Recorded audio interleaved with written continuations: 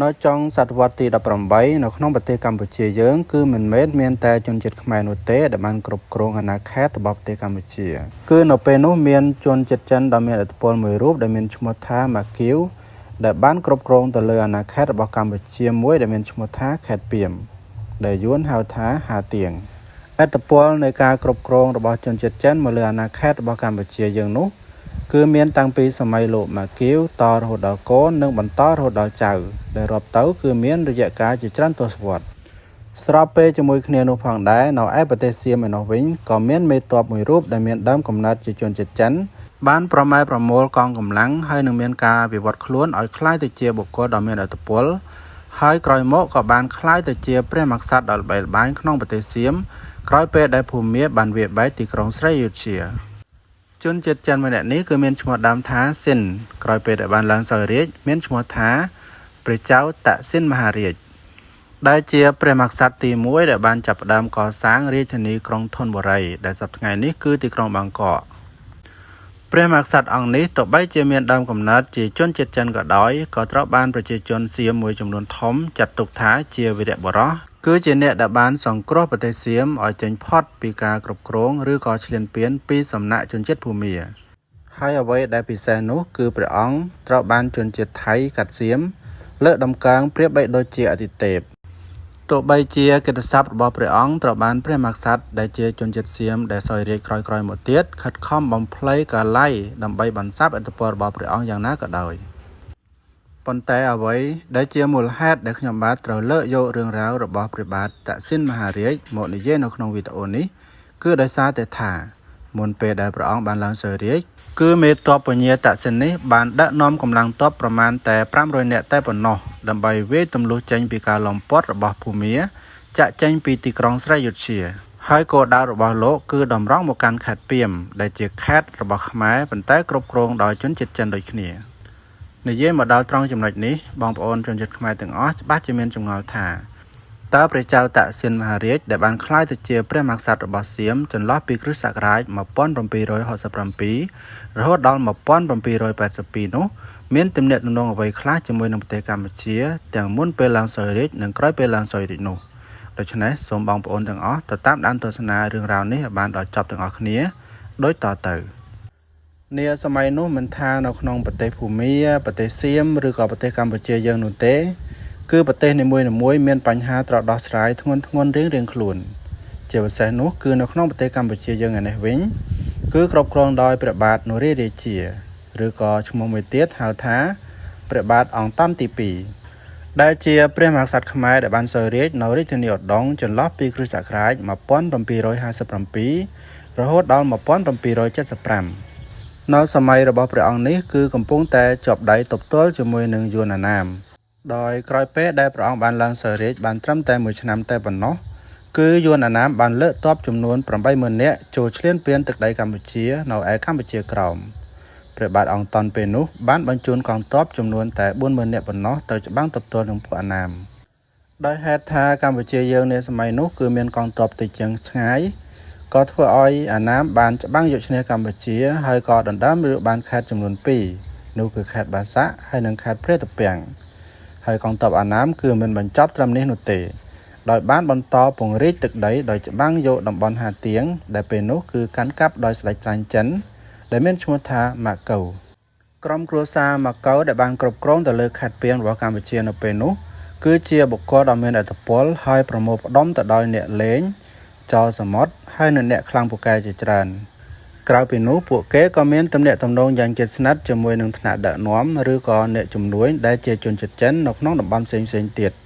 មិនថានៅក្នុងប្រទេសកម្ពុជាប្រទេសយួនឬក៏ប្រទេសសៀមនោះទេដោយសារតែអំណាចនិងឥទ្ធិពលរបស់ក្រុមគ្រួសារម៉ាកៅនេះហើយបានរារាំងមហិច្ឆតារបស់យួនក្នុងការវាយទន្ទ្រានយកខេត្តពាមទៅគ្រប់គ្រងប៉ុន្តែយួនបានបង្វែរគោលដៅមកវាយយកខេត្តកំពតដែលស្ថិតក្រោមការគ្រប់គ្រងរបស់ព្រះមហាក្សត្ររបស់កម្ពុជាយើងវិញព្រះបាទអង្គតន់ទី2ដែលយល់ឃើញថាប្រទេសកម្ពុជាយើងគឺត្រូវបានរុករានទន្ទ្រានឥតឈប់ឈរពីសំណាក់កងទ័ពអាណាមហើយនៅឯទីក្រុងស្រីអយុធ្យានៅវិញគឺនៅតែជាប្រទេសដែលមានភាពខ្លាំងនៅឡើយហើយដូច្នេះហើយព្រះអង្គក៏បានសុំជំនួយពីកងទ័ពសៀមដើម្បីចូលមកជួយទប់ទល់កងទ័ពអាណាម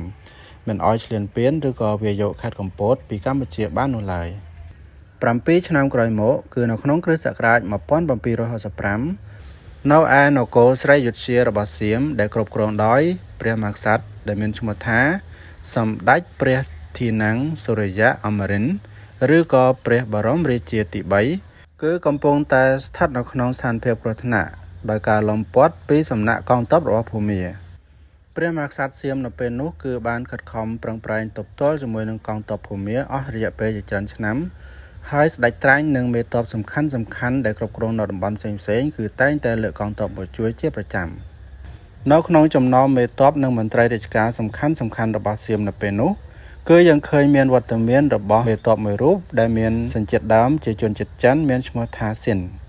ដែលជាកូនរបស់ជនជាតិចិនមួយរូបមានឈ្មោះថាហៃហុងដែលបានធ្វើដំណើរចេញពីប្រទេសចិនដោយផ្ទាល់ហើយមករស់នៅរុស្ស៊ីជំនួញជួញដូរនៅក្នុងទីក្រុងស្រីយុធ្យាចំណែកម្ដាយរបស់លោកមានឯកសារខ្លះបានសរសេរថាគឺជាជនជាតិសៀមមានឈ្មោះថាណូអៀងលោកបានកើតនៅថ្ងៃទី17ខែមេសាឆ្នាំ1734លោកគឺជាកូនចិនអ្នកជំនួយដែលមានបញ្ញាឆ្លៀវឆ្លាតហើយមានចំណេះខាងភាសាហើយនិងច្បាប់ហេតុដូច្នេះហើយព្រះមហាក្សត្រសៀមក៏បានតែងតាំងលោកឲ្យទៅគ្រប់គ្រងនៅខេត្តភាគខាងជើងជាប់នឹងព្រំដែនប្រទេសភូមាដែលមានឈ្មោះថាខេត្តតាហេតុដូច្នេះហើយទើបបានជាប្រជាជននឹងកំណត់ត្រាហៅលោកថាពញាតសិនដោយពាក្យថាពញាឬក៏ផាយាគឺជាបរមងារតាគឺជាឈ្មោះរបស់ខេត្តហើយសិនគឺជាឈ្មោះរបស់លោកផ្ទាល់ហេតុដូច្នេះហើយគេតែងតែហៅភ្ជាប់ថាផាយាតសិនឬក៏ពញាតសិននោះឯងនៅក្នុងតំណែងជាចៅហ្វាយខេត្តតានៅពេលដែលឃើញថាព្រះមហាក្សត្រនៃនគរស្រីយុធ្យាកំពុងតែជួបគ្រោះថ្នាក់មិនអាចរើបម្រាស់ចាក់ចេញពីការឡោមព័ទ្ធរបស់កងទ័ពភូមាអស់រយៈពេលប្រមាណជិត2ឆ្នាំព្រះចៅតាក់ស៊ិនក៏បានលើកកងទ័ពចេញពីខេត្តតានៅថ្ងៃទី4ខែ1ឆ្នាំ1967ដើម្បីមកប្រមូលផ្ដុំនៅក្នុងទីក្រុងស្រីយុធ្យាពញាតសិនជាមួយនឹងមេទ័ពផ្សេងទៀតរួមទាំងព្រះមហាក្សត្រនៃនគរស្រីយុធ្យាផងដែរបានខិតខំនាំគ្នាទប់ទល់ជាមួយនឹងកងទ័ពភូមាអស់រយៈពេល3ខែបន្តទៅទៀតដោយលោកមើលឃើញថាកម្លាំងហើយនឹងស្បៀងដែលស្ថិតនៅក្នុងនគរស្រីយុធ្យាគឺជិតដល់ដំណាក់កាលគ្រោះថ្នាក់ចៅពញាតសិនក៏បានដឹកនាំកងកម្លាំងរបស់ខ្លួនប្រមាណជា500នាក់វេបំបែកការលំពាត់ចាក់ចេញពីទីក្រុងស្រីយុធ្យាមកខាងក្រៅក្រោយមកមិនប៉ុន្មានថ្ងៃកំផែងនៃទីក្រុងស្រីយុធ្យាដែលហ៊ុមព័ទ្ធទៅដោយទន្លេនិងស្ទឹងព័ទ្ធជុំវិញនោះក៏ត្រូវបានភូមាវេបែកនៅថ្ងៃទី8ខែមេសាឆ្នាំ1967ព្រះមហាក្សត្ររបស់ប្រទេសសៀមក៏ត្រូវបានភូមាធ្វើគុតហើយទ្រព្យសម្បត្តិដែលមានតម្លៃទាំងប៉ុន្មានគឺត្រូវបានភូមាដាក់ជញ្ជូនយកទៅប្រទេសរបស់ខ្លួនអស់ដែលទ្រព្យសម្បត្តិទាំងនោះគឺយើងឃើញស្រាប់ហើយមានទាំងរតនវត្ថុមានតម្លៃជាច្រើនជាពិសេសនោះគឺវត្ថុបុរាណរូបចម្លាក់បដិមាផ្សេងដែលត្រូវបានកងទ័ពនៅទីក្រុងស្រីយុធ្យាបានប្លន់យកចេញពីទីក្រុងមហានគររបស់ខ្មែរយើងទៅនិយាយអំពីព្រះចៅតាក់ស៊ិនក្រោយពេលដែលបានវាបំបែកចាក់ចេញពីការលំពាត់របស់កងទ័ពភូមាចេញពីទីក្រុងស្រីយុធ្យាបានហើយនោះគឺពួកគេបានធ្វើដំណើរឆ្ពោះមកកាន់ខេត្តហាទៀងឬក៏ខេត្តពាមរបស់ប្រទេសកម្ពុជាដែលគ្រប់គ្រងដោយជនជាតិចិននោះឯងនិយាយមកដល់ត្រង់ចំណុចនេះគឺអ្នកសិក្សាស្រាវជ្រាវផ្នែកប្រវត្តិសាស្ត្រគឺមានការសង្ស័យនិងចោទជាសំណួរថាចៅពញាតសិនគឺជាមេទ័ពនិងជាចៅហ្វាយខេត្តតាដែលស្ថិតនៅភូមិភាគខាងជើងនៃប្រទេសសៀមហេតុអ្វីបានជាពេលចាក់ចេញពីទីក្រុងស្រីយុធ្យាបានបែរជាមិនធ្វើដំណើរទៅកាន់ទីនោះហើយបែរជាឆ្ពោះមកកាន់ទឹកដីភូមិភាគខាងកើតដែលជាទឹកដីថ្មីដែលខ្លួនមិនស្គាល់ទៅវិញហើយស្របពេលជាមួយគ្នាក្នុងការធ្វើដំណើរឆ្ពោះមកទិសខាងកើតនោះផងដែរគឺលោកបានសរសេរសម្បត្តិទៅកាន់ស្ដេចត្រាញ់និងចៅហ្វាយខេត្តមួយចំនួនដូចជាខេត្តរយងចន្ទបុរីហើយនិងខេត្តហាទៀងដើម្បីសូមជំនួយមកតតាំងជាមួយនឹងកងទ័ពរបស់ភូមាប៉ុន្តែចៅហ្វាយខេត្តទាំងនោះគឺមិនបានឆ្លើយតបសារឬក៏បញ្ជូនទ័ពមកជួយលោកនោះទេហេតុផលដែលចៅហ្វាយខេត្តទាំងនោះមិនបានចេញទ័ពឬក៏តបក្នុងការសូមជំនួយរបស់លោកពញាតសិននោះគឺដោយសារតែថាចៅហ្វាយខេត្តទាំងនោះគឺមិនបានស្ថិតនៅក្រោមឥទ្ធិពលរបស់សៀមទាំងស្រុងនោះទេដូចជាខេត្តចន្ទបុរីហើយនិងខេត្តរយងគឺជាទឹកដីប្រទេសប្រទងរវាងឥទ្ធិពលសៀមហើយនិងឥទ្ធិពលរបស់កម្ពុជាហើយដូច្នេះហើយនៅពេលដែលសៀមបាក់ទ័ពឬក៏បែកបាក់នោះគឺស្ដេចត្រាញ់ទាំងនោះអាចនឹងងាយស្រួលក្នុងការសម្រេចថា ថាខ្លួនគឺជាមន្ត្រីរបស់ប្រទេសកម្ពុជាចំណែកមូលហេតុដែលព្រះចៅតាក់ស៊ីនបានផ្ញើសម្បត្តិសុំជំនួយឬក៏ធ្វើដំណើរឆ្ពោះទៅកាន់ទីក្រុងហាទៀងដែលមិនមែនជាទឹកដីស្ថិតក្រោមអំណាចរបស់ទីក្រុងសីយុធ្យាពីមុននោះគឺដោយសារតែថា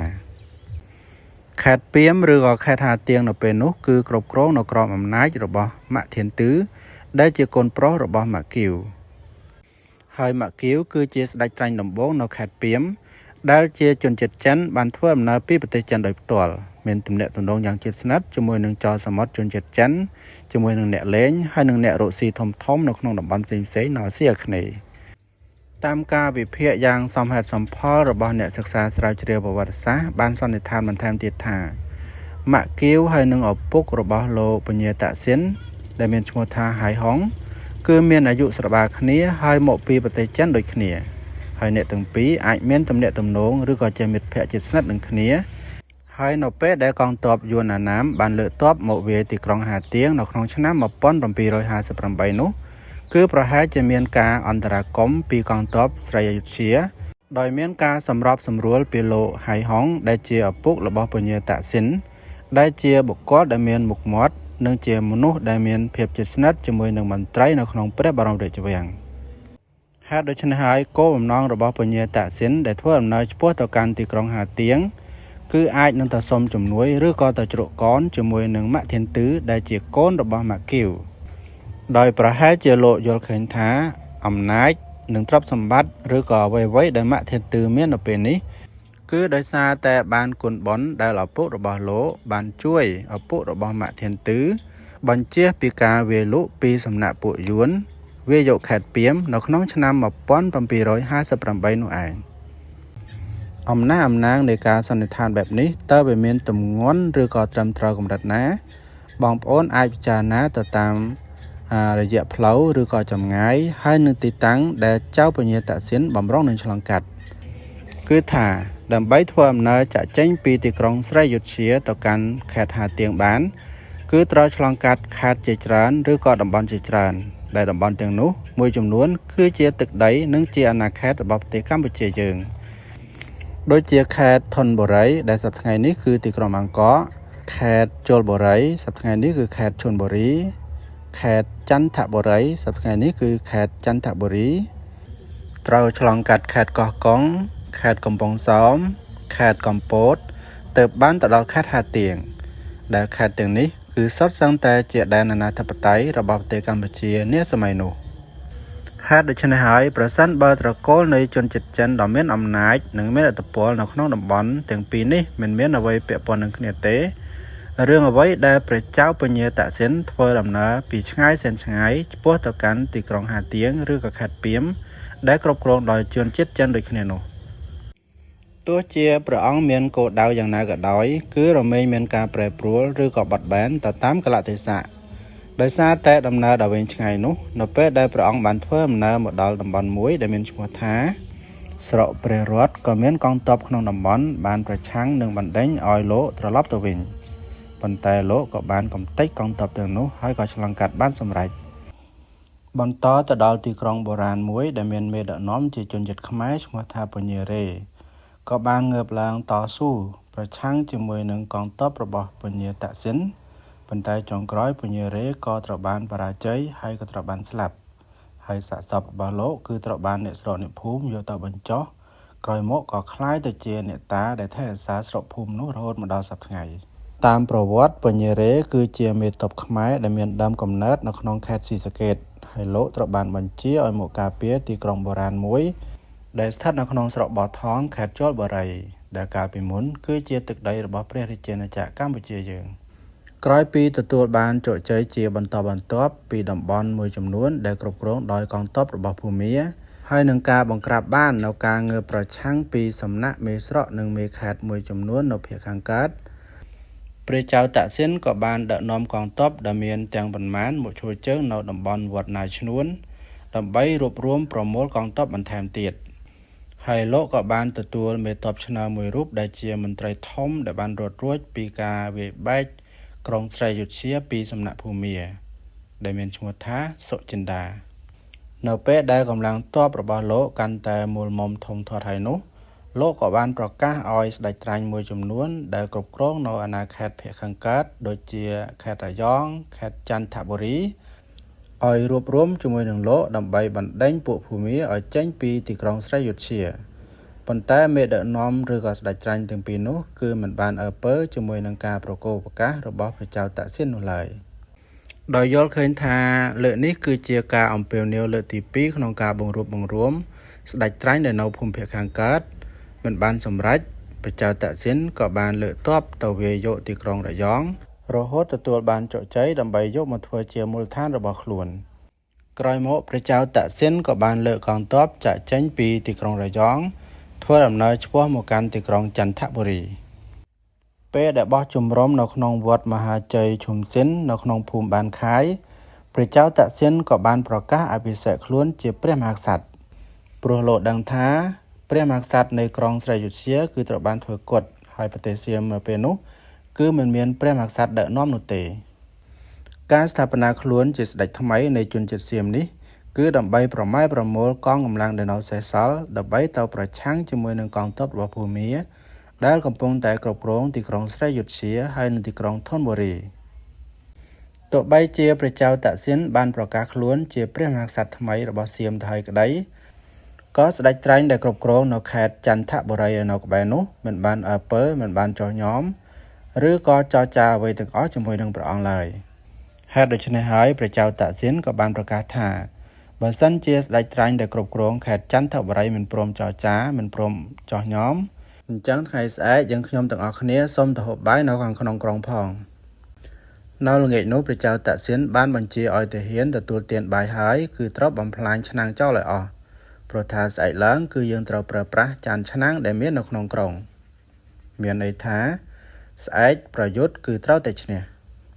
ពិតជាដោយការព្រៀងទុកត្រឹមតែមួយព្រឹករហូតដល់ថ្ងៃត្រង់ព្រះចៅតាក់ស៊ីនក៏បានទទួលជ័យជំនះទៅលើទីក្រុងចន្ទបុរីស្ដេចត្រាញ់ដែលបានគ្រប់គ្រងទីក្រុងចន្ទបុរីក៏បានភៀសខ្លួនចូលមកក្នុងស្រុកខ្មែរហើយទីក្រុងទាំងមូលក៏ត្រូវបានស្ថិតនៅក្រោមការគ្រប់គ្រងរបស់ព្រះចៅតាក់ស៊ីនទាំងអស់សូមបញ្ជាក់ថានៅក្នុងវត្តដែលព្រះចៅតាក់ស៊ីនបានប្រកាសអភិសេកខ្លួនជាព្រះមហាក្សត្រថ្មីនោះគឺសប្តាហ៍ថ្ងៃនេះគេហៅថាវត្តរាជបល្ល័ង្កដោយសារតែនៅក្នុងបរិវេណព្រះវិហារវត្តនោះគឺមានអសល់គ្រែអង្គុយដែលជាបល្ល័ង្កដែលព្រះអង្គបានប្រកាសឡើងសោយរាជ្យហើយនឹងគ្រែកលជើងមួយផងដែរគ្រែទាំងពីរនេះគេឃើញមានការឆ្លាក់ក្បូរវរចនាជារូបសត្វតោដែលជាសិល្បៈបែបចិនបូកជាមួយនឹងថៃក្រោយពេលដែលព្រះអង្គវាយយកបានទីក្រុងរយងហើយនិងទីក្រុងចន្ទបុរីព្រះចៅតាក់ស៊ីនក៏សង្កេតឃើញថាមេដឹកនាំសំខាន់ធំរបស់ភូមាដែលបានវាយយកទីក្រុងស្រីយុធ្យាបាននោះបានប្រម៉ែប្រមូលទ្រព្យសម្បត្តិហើយនឹងដកទ័ពមួយចំនួនត្រឡប់ទៅកាន់ប្រទេសភូមាវិញហើយនៅសល់តែមេដឹកនាំតូចដែលកំពុងតែសប្បាយកាក់ក្អាយភ្លេចខ្លួនក្នុងការទទួលបានជ័យជំនះហើយនឹងគ្រប់គ្រងទៅលើទឹកដីរបស់សៀមឃើញឱកាសល្អបែបនេះហើយគោលបំណងក្នុងការលើកទ័ពទៅកាន់ខេត្តពីមដើម្បីទៅជួបម៉ាក់ធានទឺដែលជាស្ដេចត្រាញ់ជនជាតិចិនដែលបានគ្រប់គ្រងនៅទីនោះដើម្បីនឹងធ្វើសម្រេចកិច្ចការអ្វីមួយនោះក៏ត្រូវបានលុបចោលហើយព្រះអង្គក៏បានបញ្ជាឲ្យកងទ័ពចាក់ចេញពីទីក្រុងចន្ទបុរីដើម្បីឆ្ពោះទៅកាន់ភូមិមួយដែលមានឈ្មោះថាធួងយ៉ៃដែលជាប់នឹងមាត់ទន្លេវែលមានផ្លូវចេញដល់ឈូងសមុទ្រសៀមហើយគឺជាកំពង់ផែដែលឈ្មួញជនជាតិចិនបានយកសំពៅនិងទូកជាច្រើនមកចតដើម្បីធ្វើជំនួញជួញដូរនៅទីនោះហើយកងទ័ពរបស់ព្រះចៅតាក់ស៊ីនក៏បានប្លន់យកសំពៅចិនទាំងនោះដើម្បីដឹកជញ្ជូនកងទ័ពធ្វើដំណើរអមតាមឈូងសមុទ្រហើយចូលទៅតាមច្រកទន្លេចៅប្រយ៉ាឆ្ពោះទៅកាន់ទីក្រុងធនបុរីដែលទីនោះគឺជាតំបន់ដែលគ្រប់គ្រងដោយកងទ័ពរបស់ភូមាពេលដែលទូកនិងសំពៅរបស់កងទ័ពព្រះចៅតាក់ស៊ីនបានធ្វើដំណើរទៅដល់ទីក្រុងធនបុរីក៏បានធ្វើការវាយឆ្មក់ទៅកាន់កងទ័ពរបស់ភូមាដែលឈរជើងនៅត្រើយខាងលិចនៃទន្លេចៅប្រយ៉ារហូតទទួលបានជ័យជំនះសប្តាហ៍ថ្ងៃនេះទីតាំងដែលព្រះអង្គបានទទួលជ័យជំនះដំបូងទៅលើកងទ័ពរបស់ភូមានោះគឺជាសាកលវិទ្យាល័យដ៏ល្បីល្បាញមួយទាក់ទងនឹងតិចណូឡូជីប្រចាំទីក្រុងបាងកកក្រោយពីទទួលជ័យជំនះនៅទីក្រុងធនបុរីហើយកងទ័ពរបស់ព្រះចៅតាក់ស៊ីនក៏បានលើកបន្តទៅទិសខាងជើងឆ្ពោះទៅកាន់ទីក្រុងស្រីយុធ្យាហើយព្រះអង្គក៏បានបញ្ជាឲ្យកងទ័ពឡោមព័ទ្ធទីក្រុងស្រីយុធ្យាដូចគ្នានឹងពេលវេលាដែលកងទ័ព ភូមាបានលំពាត់ទីក្រុងស្រែយុធ្យាកាលពីឆ្នាំ1765នោះដែរព្រះអង្គបានកសាងបន្ទាយដ៏ធំមួយនៅចំណុចពោធិ៍បីដើមហើយចុងក្រោយកងទ័ពភូមាក៏ទទួលបរាជ័យនៅចំណុចបន្ទាយនោះផងដែរហើយការសង្គ្រោះជាតិសៀមចេញពីកណ្ដាប់ដៃរបស់ភូមាក៏ចាត់ទុកថាជាការជោគជ័យ 100% ដោយសារតែអាណាខេត្តផ្សេងៗទៀតដែលគ្រប់គ្រងដោយភូមានោះគឺត្រូវបានបណ្ដេញចេញជាបន្តបន្ទាប់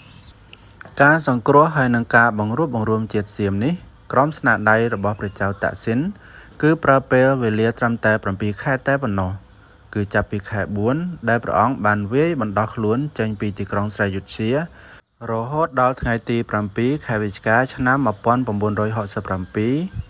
ទើបព្រះអង្គអាចវាយបកឬក៏សង្គ្រោះទីក្រុងស្រែយុធ្យាពីភូមាមកវិញដោយសារតែរយៈពេលដែលគ្រប់គ្រងដោយភូមាក្នុងរយៈពេល7ខែធ្វើឲ្យទីក្រុងស្រែយុធ្យាបាត់បង់នូវទ្រព្យសម្បត្តិជាច្រើនហើយនឹងសំណង់ផ្ទះសម្បែងផ្សេងៗគឺត្រូវបានខូចខាតអស់ជាច្រើនធ្វើឲ្យការស្ថាបនាទីក្រុងស្រែយុធ្យាត្រឡប់មកដូចដើមវិញគឺជារឿងលំបាកពេលនោះព្រះអង្គក៏បានសម្រេចព្រះទ័យក្នុងការផ្លាស់ប្ដូររាជធានីពីទីក្រុងស្រែយុធ្យាទៅកាន់ទីក្រុងធនបុរីដែលសព្វថ្ងៃនេះគឺទីក្រុងបាងកកនោះឯងក្រោយមកនៅឆ្នាំ1768ព្រះអង្គក៏បានប្រកាសរាជាភិសេកម្ដងទៀតជាផ្លូវការដោយបានតាំងព្រះនាមថាសម្ដេចព្រះបរមរាជាទី4ប៉ុន្តែប្រជាជនទូទៅបានហៅព្រះអង្គថាព្រះចៅតាក់ស៊ីននាសម័យការគ្រប់គ្រងរបស់ព្រះចៅតាក់ស៊ីនទោះបីជាប្រទេសជាតិមានសង្គ្រាមញឹកញាប់ជាមួយនឹងប្រទេសជិតខាងដូចជាប្រទេសភូមាប្រទេសឡាវនិងប្រទេសកម្ពុជាក្តីប៉ុន្តែភាពឆ្លៀវឆ្លាតរបស់ព្រះចៅតាក់ស៊ីនក៏បានធ្វើឲ្យសរសៃឈាមសំខាន់ផ្សេងទៀតនៃប្រទេសជាតិក៏មានការរីកចម្រើនផងដែរដូចជាវិស័យនយោបាយការគ្រប់គ្រងសេដ្ឋកិច្ចហើយនិងសង្គមព្រះអង្គបានពង្រីកពាណិជ្ជកម្មជាមួយនឹងប្រទេសខាងក្រៅផ្សេងទៀតដូចជាប្រទេសចិនប្រទេសអង់គ្លេសហើយនិងប្រទេសហូឡង់បានបញ្ជាឲ្យមានការកសាងផ្លូវថ្នល់បន្ថែមជីកប្រឡាយជីកស្ទឹងដើម្បីសម្រួលដល់ការធ្វើចរាចរណ៍ក្រៅពីនោះក៏មានការទំនុកបម្រុងដល់វិស័យសាសនាសិល្បៈវប្បធម៌វណ្ណកម្មព្រមទាំងវិស័យនៃការសិក្សារបស់ប្រជាជននៅផ្នែកផ្សេងៗទៀតផងដែរក្រោយពេលដែលព្រះអង្គបានប្រឹងប្រែងរៀបចំនិងចាត់ចែងស្ថាបនាប្រទេសសៀមឲ្យរីកចម្រើនបានរយៈពេល15ឆ្នាំនាចុងសម័យកាលរបស់ព្រះអង្គក៏មានហេតុការណ៍ចលាចលកើតឡើងជាច្រើនដោយមានការរៀបចំធ្វើអំពើក្បត់រដ្ឋប្រហារហើយនិងការបះបោរទូទាំងប្រទេសហើយព្រះអង្គត្រូវបានគេនិយាយតគ្នាថាបានក្លាយទៅជាមនុស្សវិកលចរិតមុនពេលសោយទីវង្គតនៅថ្ងៃទី6ខែមេសាឆ្នាំ1769ដោយនៅពេលនោះព្រះអង្គទើបតែមានប្រជញ្ញ48ព្រះវស្សាតែប៉ុណ្ណោះក្រោយមកមេទ័ពដ៏មានឥទ្ធិពលមួយរូបដែលមានឈ្មោះថាចៅពញាចក្រីក៏បានប្រកាសឡើងសោយរាជ្យបន្តដែលមានព្រះនាមក្នុងរាជ្យថាព្រះបាទព្រះពុទ្ធយោធហ្វាជូឡាលោកទាក់ទងនឹងជីវប្រវត្តិរបស់ចៅពញាចក្រីដែលបានក្លាយទៅជាព្រះមហាក្សត្រសៀមអ្នកដើមក្រុងរតនកោសិនឬក៏ជារជ្ជកាលទី1របស់ព្រះមហាក្សត្រថៃដែលបានសោយរាជ្យបន្តរហូតមកដល់សព្វថ្ងៃនេះថាលោកគឺមានដើមកំណើតជាជនជាតិខ្មែរនោះទេប៉ុន្តែខ្ញុំមិនច្បាស់ថាជាឪពុកជាជីតាឬក៏ជារូបលោកផ្ទាល់នោះទេដែលបានក្បត់ជាតិក្បត់ព្រះមហាក្សត្រខ្មែរទៅចូលដៃជាមួយនឹងសៀមហើយលោកក៏បានវិវត្តខ្លួនឲ្យคล้ายទៅជាមន្ត្រីដ៏សំខាន់និងមានឥទ្ធិពលនៅក្នុងជួរមន្ត្រីរាជការសៀមដែលចុងក្រោយក៏បានធ្វើរដ្ឋប្រហារព្រះចៅតាក់ស៊ីនហើយក៏បានតាំងខ្លួនជាព្រះមហាក្សត្រក្នុងរជ្ជកាលទី1នាសម័យក្រុងរតនកោសិនក្នុងឆ្នាំ1782ប៉ុន្តែទោះជាយ៉ាងណាក៏ដោយគឺខ្ញុំបាទមិនទាន់ហ៊ានអះអាង 100% នោះទេខ្ញុំបាទសូមពេលវេលាសិក្សាស្រាវជ្រាវបន្ថែមទៀតទាក់ទងនឹងជីវប្រវត្តិឬក៏ដើមកំណើតនៃត្រកូលព្រះពុទ្ធយោធហ្វាជូឡាលោកនេះហើយនឹងធ្វើវីដេអូចែកជូនបងប្អូនទស្សនានៅពេលក្រោយទៀតបើនិយាយអំពីមហិច្ឆតារបស់ព្រះចៅតាក់ស៊ីនក្រោយពេលដែលបានឡើងសោយរាជ្យបាន2ឆ្នាំក៏បានបង្ករឿងឆ្លោះជាមួយនឹងអាណាចក្រកម្ពុជាដែលនៅពេលនោះគឺគ្រប់គ្រងដោយព្រះមហាក្សត្រខ្មែរដែលមានព្រះនាមថាព្រះបាទនរេរាជាឬក៏ព្រះបាទអង្គតន់ទី2ដោយស្ដេចសៀមខ្សែស្រឡាយចិនអង្គនេះបានទាមទារឲ្យព្រះរាជាខ្មែរសងគុណទៅស្ដេចសៀមវិញនៅទឹកដីខ្មែរមួយចំនួនទៅឲ្យស្ដេចសៀមដោយសារតែស្ដេចសៀមជំនាន់មុនធ្លាប់បានជួយព្រះរាជាខ្មែរអង្គនេះទប់ទល់ជាមួយនឹងកងទ័ពឈ្លានពានរបស់អាណាមក្នុង ក្នុងឆ្នាំ1758 ប៉ុន្តែរឿងទឹកដីគឺជាសរសៃឈាមរបស់ប្រទេសជាតិនិងជាកិត្តិយសរបស់ព្រះមហាក្សត្រខ្មែរនីមួយៗហេតុដូច្នេះហើយព្រះរាជាខ្មែរក៏តែងតែបដិសេធនិងប្រឆាំងនៅការទាមទារនោះទើបបណ្ដាលឲ្យព្រះចៅតាក់ស៊ីនមានការខឹងសម្បារហើយក៏បានលើកកងទ័ពមកវាយប្រទេសខ្មែរចំនួនដល់ទៅ4លើកដែលពីរលើកដំបូងគឺវាយនៅក្នុងរាជរបស់ព្រះបាទនរោរាជាឬក៏ព្រះបាទអង្គតន់ទី2នៅក្នុងឆ្នាំ1769ហើយនិងឆ្នាំ1771លុះរហូតមកដល់ឆ្នាំ1775ព្រះបាទអង្គតន់ទី2ក៏ត្រូវបានធ្វើរដ្ឋប្រហារនិងធ្វើគុតដោយព្រះបាទអង្គនុនហើយព្រះបាទអង្គនុនក៏បានឡើងសោយរាជ្យបន្តចាប់ពីឆ្នាំ1775រហូតដល់1779នាសម័យនោះគឺមានភាពច្របូកច្របល់ខ្លាំងមែនទែននៅក្នុងរាជអាណាចក្រកម្ពុជាដោយសារតែការវាយដណ្ដើមអំណាចគ្នារវាងខ្សែរាជវង្សហើយនិងពួកមេទ័ពធំៗមួយចំនួនដែលបណ្ដាលឲ្យពេលនោះគឺប្រទេសកម្ពុជាមានភាពទន់ខ្សោយខ្លាំងមែនទែនហើយព្រះចៅតាក់ស៊ីនក៏បានលើកកងទ័ពមកវាយដល់ទៅ2លើកទៀតគឺក្នុងឆ្នាំ1780និង1781ដែលគ្រានោះប្រទេសកម្ពុជាយើងគឺពុំទាន់មានព្រះមហាក្សត្រគ្រប់គ្រងបានរឹងមាំនោះទេហើយអ្នកដែលក្តាប់ឬក៏ចាត់ចែងរាជការកម្ពុជានៅពេលនោះគឺលោកចាហ្វាម៉ូដែលជាមេទ័ពធំក្នុងការវាយដណ្ដើមរាជយកមកថ្វាយព្រះបាទអង្គឯងឯកសារភាគច្រើនបានសរសេរថាព្រះបាទអង្គឯងនៅពេលនោះគឺមានបច្ចុប្បន្ននៅក្មេងនៅឡើយទេហេតុដូច្នេះហើយការសម្រេចកិច្ចការប្រទេសជាតិទាំងឡាយគឺស្ថិតនៅក្នុងកណ្ដាប់ដៃរបស់លោកចាហ្វាម៉ូទាំងអស់សរុបទៅគឺនៅក្នុងរាជរបស់ព្រះចៅតាក់ស៊ីនខ្មែរយើងបាត់បង់ទឹកដីចំនួន3ខេត្តដូចជាខេត្តសូរិនខេត្តស៊ីសាកេតហើយនិងខេត្តបុរីរាមចំពោះរឿងរ៉ាវលម្អិតទាក់ទងនឹងការបាត់បង់នៅខេត្តទាំង3ខាងលើនេះខ្ញុំបាទនឹងធ្វើវីដេអូមួយផ្សេងទៀតដើម្បីជាការចែករំលែកជូនបងប្អូនទាំងអស់តាមដានទស្សនាបន្តទៅទៀតនិយាយអំពីព្រះចៅតាក់ស៊ីនក្រោយពេលដែលព្រះអង្គបានសោយទិវង្គតទៅហើយព្រះមហាក្សត្រថ្មីបានឡើងសោយរាជ្យបន្តនោះគឺញាតិវង្សានុវង្សរបស់ព្រះអង្គដែលមានខ្សែស្រឡាយជាជនជាតិចិនទាំងអស់នោះ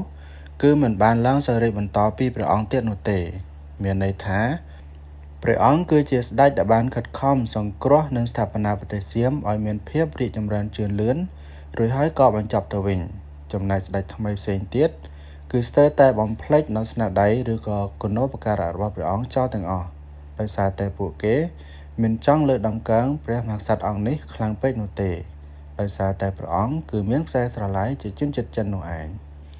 ប៉ុន្តែទោះជាយ៉ាងណាក៏ដោយព្រះចៅតាក់ស៊ីនគឺនៅតែទទួលបានការគោរពពីសំណាក់បងប្អូនជនជាតិសៀមកាត់ចិនជាពិសេសនោះប្រជាជនទាំងអស់ដែលរស់នៅក្នុងខេត្តរយងហើយនិងខេត្តចន្ទបុរីគឺនៅតែចងចាំនិងចាត់ទុកព្រះអង្គគឺជាវីរបុរសសង្គ្រោះប្រទេសសៀមហើយនៅរៀងរាល់ថ្ងៃទេសកលសំខាន់ពួកគេគឺតែងតែទៅបន់ស្រន់នៅចំពោះរូបសំណាករបស់ព្រះចៅតាក់ស៊ីនដែលតម្កល់នៅក្នុងខេត្តរបស់ពួកគេហើយក៏បួងសួងសុំនៅសេចក្តីសុខនិងភាពចម្រើនរុងរឿងផងដែរនិយាយអំពីស្ដេចត្រាញ់ជនជាតិចិនដែលបានគ្រប់គ្រងខេត្តពាមរបស់ប្រទេសកម្ពុជាវិញគឺអ្នកដែលមានឥទ្ធិពលខ្លាំងជាងគេបំផុតនោះគឺម៉ាកៅដែលបានគ្រប់គ្រងខេត្តពាមចន្លោះពីគ្រិស្តសករាជ1707រហូតដល់1735ហើយបន្តដោយកូនរបស់លោកដែលមានឈ្មោះថាម៉ាក់ធានទឺបានគ្រប់គ្រងខេត្តពាមចន្លោះពីគ្រិស្តសករាជ1735រហូតដល់1771ហើយក្រោយមកទៀតយើងឃើញមានជនជាតិចិនផ្សេងទៀតបានមកគ្រប់គ្រងខេត្តពាមប៉ុន្តែស្ថិតនៅក្រោមឥទ្ធិពលរបស់សៀមនៃរាជរបស់ព្រះចៅតាក់ស៊ីនប៉ុន្តែពូជពង្សរបស់ត្រកូលជនជាតិចិនដែលបានគ្រប់គ្រងខេត្តពាមនេះគឺមិនបានរលាយសាបសូន្យទៅណានោះទេដោយសារតែរហូតមកដល់បច្ចុប្បន្ននេះគឺយើងឃើញមានអ្នកជំនាន់ក្រោយរបស់ត្រកូលម៉ាកៅបានតកសាងរូបសំណាកអនុស្សាវរីយ៍លោកម៉ាកៅនៅក្នុងទីរួមខេត្តហាទៀងហើយភ្នូរបញ្ចុះសពនៃញាតិវង្សានុវង្សរបស់ត្រកូលម៉ាកៅគឺមាននៅសេសសល់រហូតមកដល់បច្ចុប្បន្នបានន័យថាក្រុមគ្រួសារពួកគេគឺនៅតែមានការរស់រានមានជីវិតរហូតមកដល់បច្ចុប្បន្ននេះទោះបីជាពួកគេបានចាប់ផ្ដើមកសាងកេរ្តិ៍ឈ្មោះតាំងពី318ឆ្នាំមុនមកហើយក្តីរឿងរ៉ាវរបស់ត្រកូលតាក់ស៊ីនហើយនិងត្រកូលម៉ាកៅដែលខ្ញុំបាទបានចងក្រងរៀបរាប់នៅក្នុងវីដេអូនេះគឺប្រមូលបានមកពីប្រភពផ្សេងៗជាច្រើនហេតុដូច្នេះហើយបើសិនជាមានពុកម៉ែបងប្អូនណាដែលបានយល់ដឹងជ្រាបច្បាស់អំពីជីវប្រវត្តិនៃស្ដេចទាំងពីរអង្គនេះ ថាវាមានរឿងរ៉ាវលម្អិតយ៉ាងណាក៏សូមជួយខមមិនបំពេញបន្ថែមផងដើម្បីជាប្រយោជន៍ដល់អ្នកទស្សនាទាំងអស់គ្នានៅពេលនេះខ្ញុំបាទសូមថ្លែងអំណរគុណដល់ពុកម៉ែបងប្អូនទាំងអស់ដែលបានខិតខំចំណាយពេលក្នុងការតាមដានទស្សនាតាំងពីដើមរហូតដល់ចប់និងសូមជម្រាបលា